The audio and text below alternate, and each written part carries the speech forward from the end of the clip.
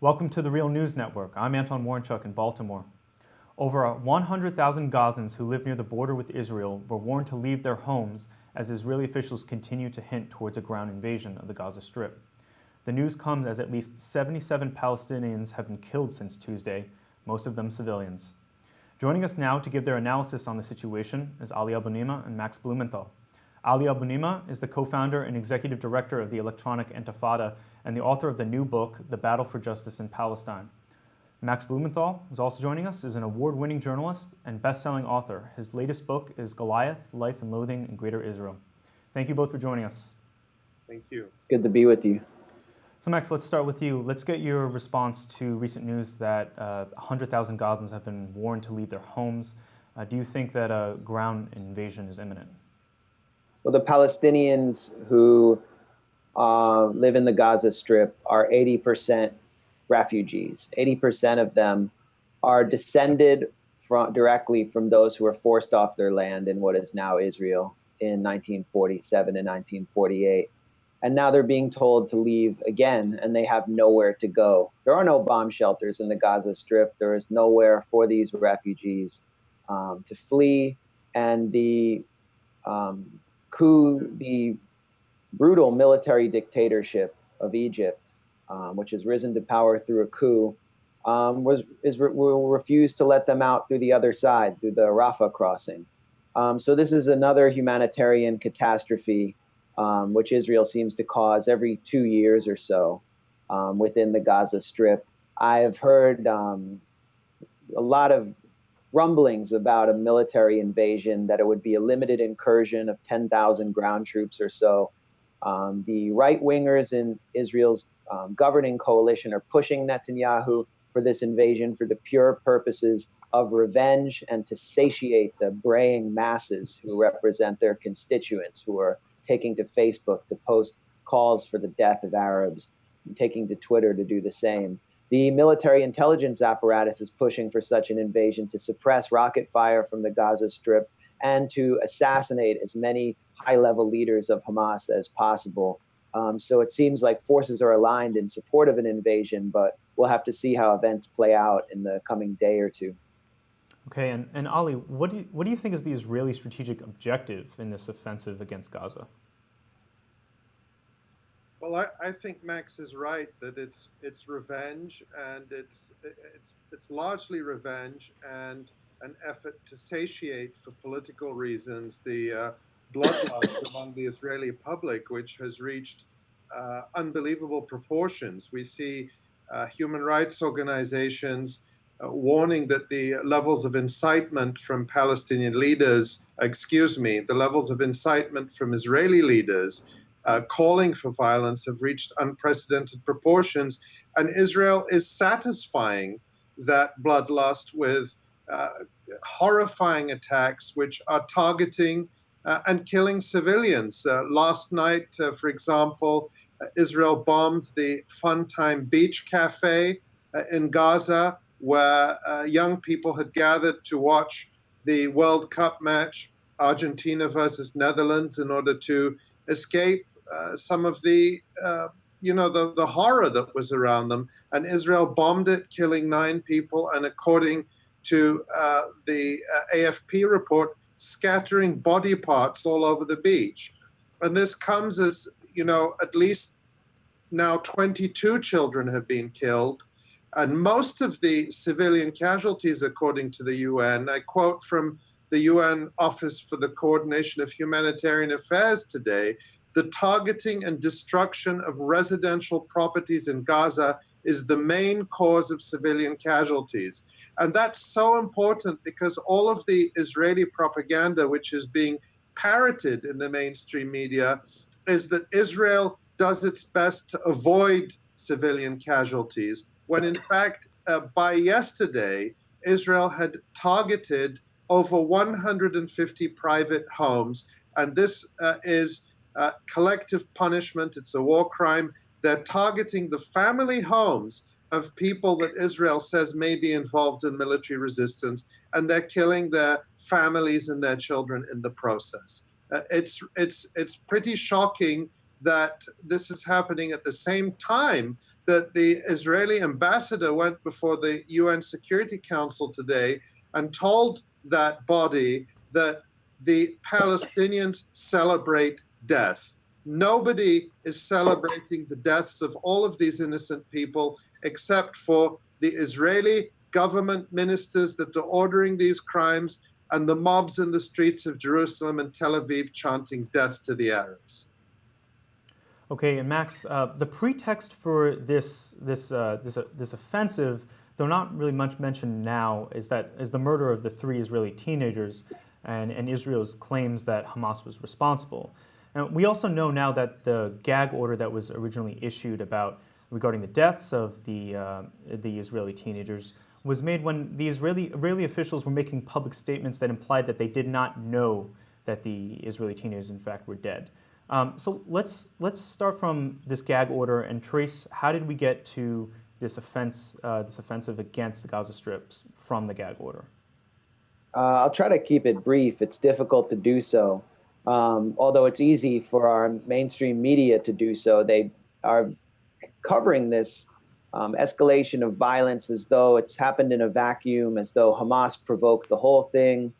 Without any political context, the kidnapping of the 3 Israeli teens occurred on June 12th against the backdrop of unprecedented political pressure on Netanyahu. The Hamas-Fatah unity deal, which he sought to shatter, which the U.S. recognized, was a source of deep anxiety among Netanyahu and his inner circle. There was the killings of 2 Palestinian teens in Betunia on May 15th, captured on closed-circuit TV and by a CNN cameraman, which Human Rights Watch had called a war crime.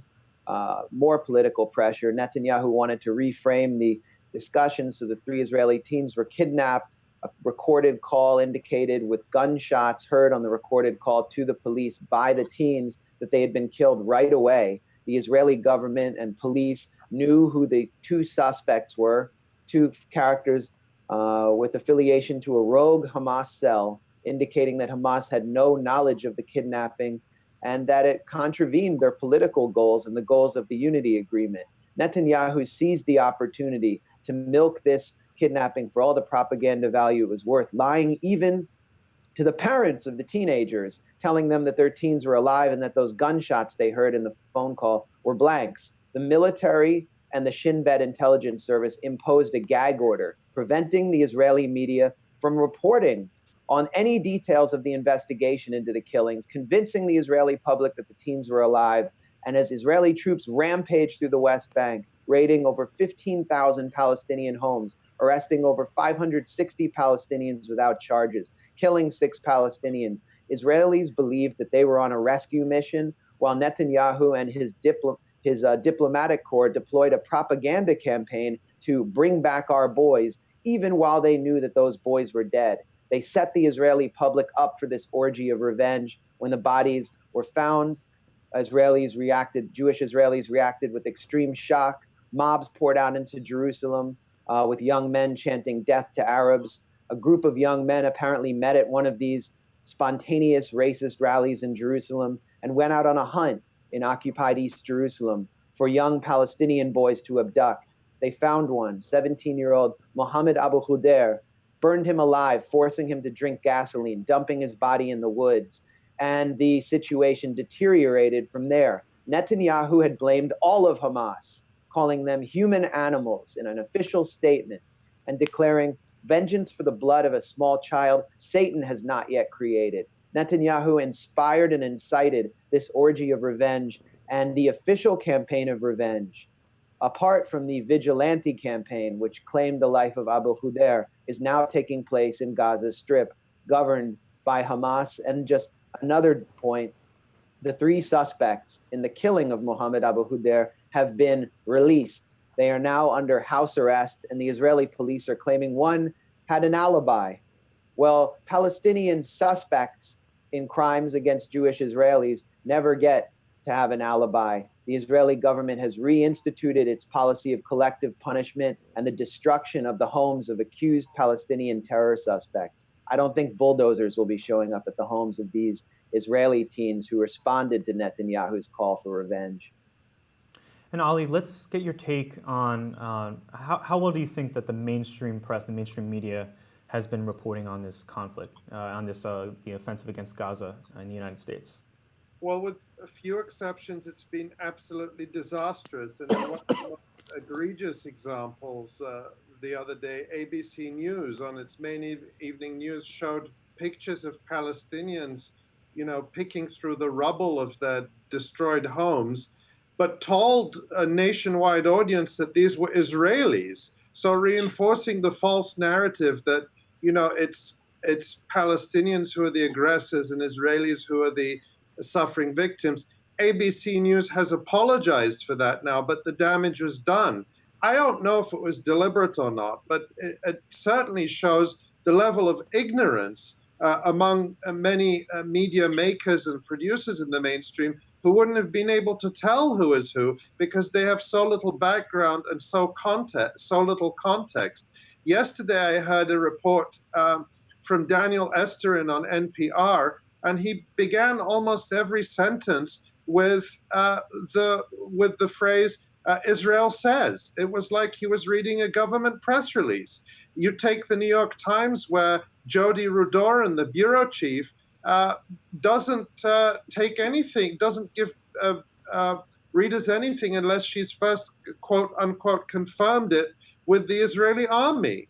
And I have to say, sadly, that progressive media have not been any better. When you look across the board at progressive media, whether it's the famous shows on MSNBC or The Nation magazine and others, this issue has been really absent, or when they've invited voices in, it's often been very, very rarely Palestinians who get to speak directly about their experience. That's really a problem.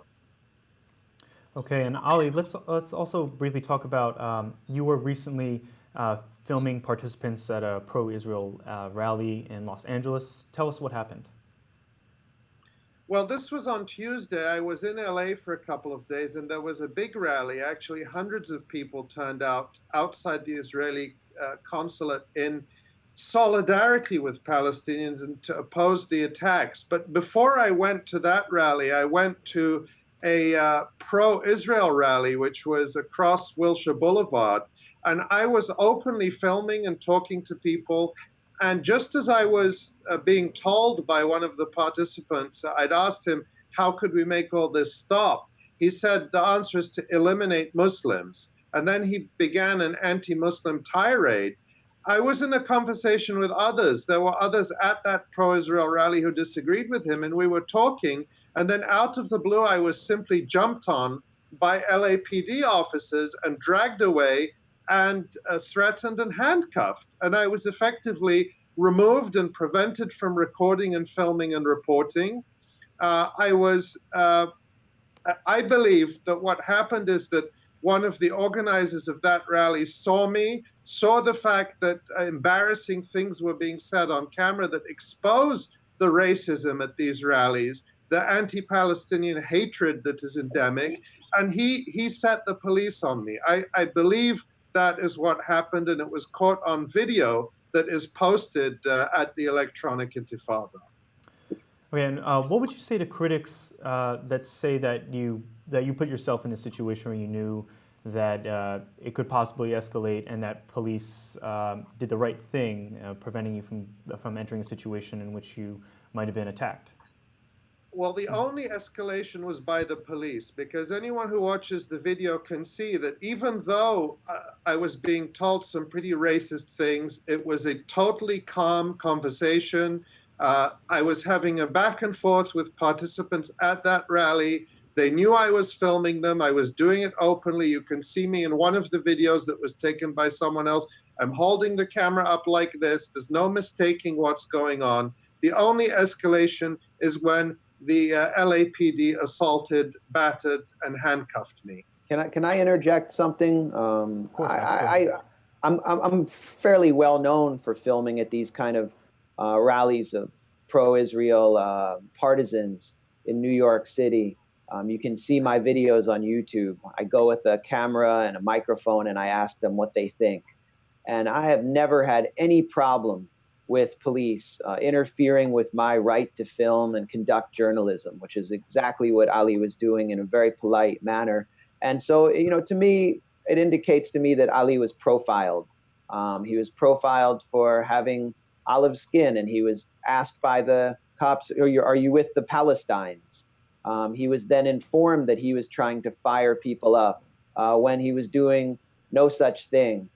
So it was a clear act of police overreaction by an LAPD, which has been involved ever since Bill Bratton's tenure as LAPD as LAPD chief, in close coordination, training coordination with the Israeli military. And Bratton has brought that coordination back to New York City, where he has been appointed police commissioner by the supposed progressive Bill de Blasio. These relationships have had a deleterious impact on the relationship between police and communities because they're being influenced by a occupying sectarian force that views certain civilian population as endemically violent, hostile, and dangerous.